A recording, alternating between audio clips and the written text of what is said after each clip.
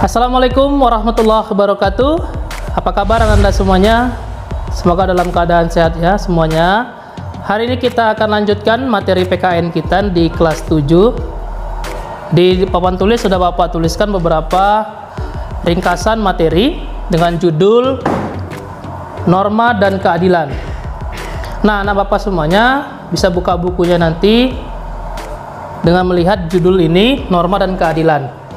Nah, ini adalah video pertama, video bagian 1, nanti akan ada video bagian 2 dan video bagian 3 yang akan menjelaskan tentang norma dan keadilan.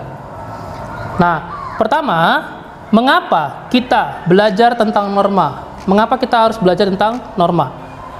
Nah, di sini didasari oleh karena kita semua adalah manusia. Setiap manusia punya kedudukan di dalam di muka bumi ini, yaitu menjadi makhluk individu dan makhluk sosial. Makhluk individu dan makhluk sosial. Pak, apa ya maksudnya makhluk sosial dan makhluk individu? Nah, makhluk sosial itu adalah makhluk yang membutuhkan keberadaan orang lain, makhluk yang membutuhkan pertolongan orang lain. Ya, kita makhluk Allah yang membutuhkan orang lain, maka kita tidak bisa hidup sendiri. Di satu sisi, kita juga adalah makhluk individu yang punya keinginan sendiri, punya kebutuhan sendiri yang berbeda dengan orang lain. Terkadang kita nggak mau diganggu oleh orang lain. Misalnya kita punya kamar, di kamar itu kita nggak mau diganggu oleh siapapun. Itu saatnya kita menjadi makhluk individu. Saat kita menjadi makhluk sosial, kita akan bertemu dengan orang lain, bertemu dengan teman, bertemu dengan keluarga. Kita akan disebut dengan makhluk sosial. Demikian, kita lanjutkan. Apa itu norma?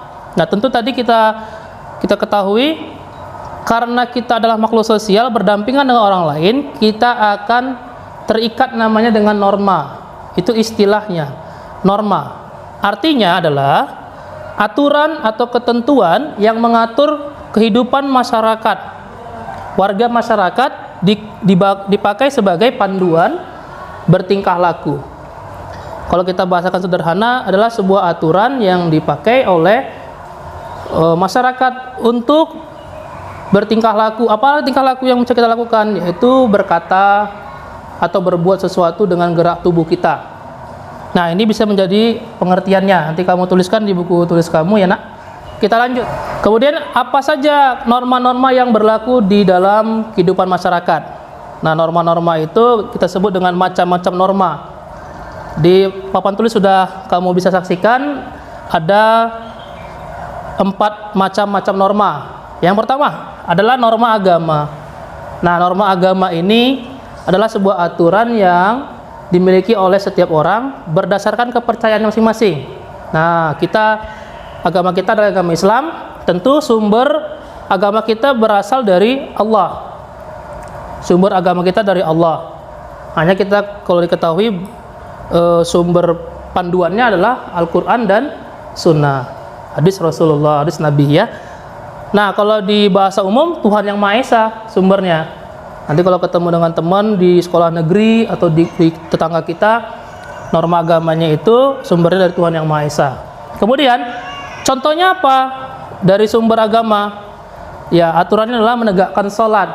Nah, panduan dalam Al-Quran itu Allah memerintahkan kita untuk menegakkan sholat, melaksanakan puasa, ibadah haji, ya, kemudian berkurban dan sebagainya.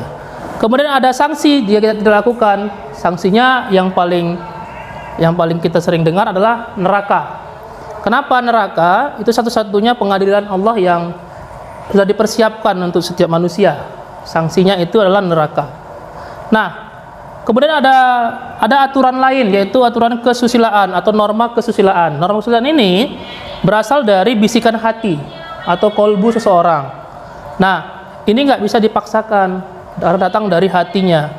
Misal, berkata jujur. Apakah bisa kita paksakan orang lain berkata jujur? Tidak, karena itu berasal dari hatinya. Nah, maka disebut dengan norma kesusilaan.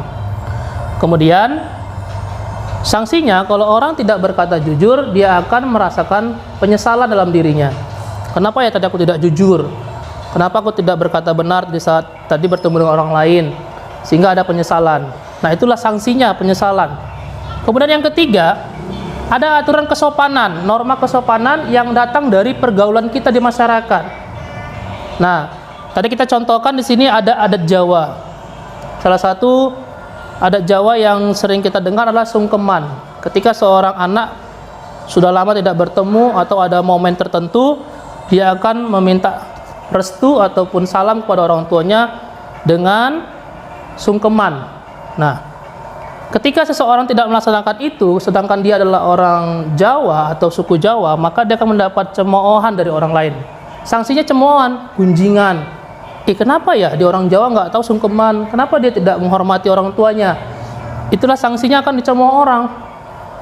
Ada juga yang sanksinya lebih berat, yaitu diusir dari kampung halaman. Kenapa? Karena sudah tidak memberikan karakter yang baik, tidak mengetahui adat istiadat di daerahnya. Baik. Kemudian yang keempat, terakhir, hukum. Di dalam norma hukum, sumber hukum itu datang dari dan dibuat oleh siapa? Lembaga negara. Lembaga negara di sini terdiri dari DPR dan Presiden. Nanti kelas 8 anak Anda akan mengetahui kenapa DPR dan Presiden yang membuat peraturan. Nah, selanjutnya, contohnya apa itu Pak? Undang-undang lalu lintas. Undang-undang lalu lintas itu dibuat oleh lembaga negara untuk mengatur masyarakat.